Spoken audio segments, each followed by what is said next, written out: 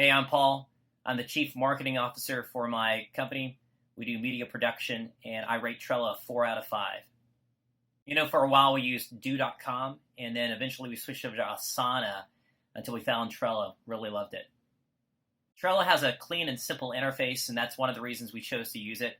It's also really easy to start using, and one of my favorite things is it's basically like a sticky note that you can carry in your pocket, but you can search later for anything that you wrote on it.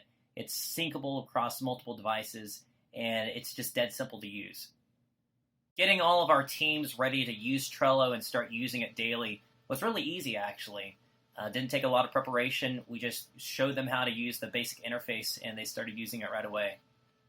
A couple things I'd recommend to anyone thinking of deploying Trello to their company. 2 things. First off, make sure to look through the keyboard shortcuts. It will enable you to just work so much faster using Trello.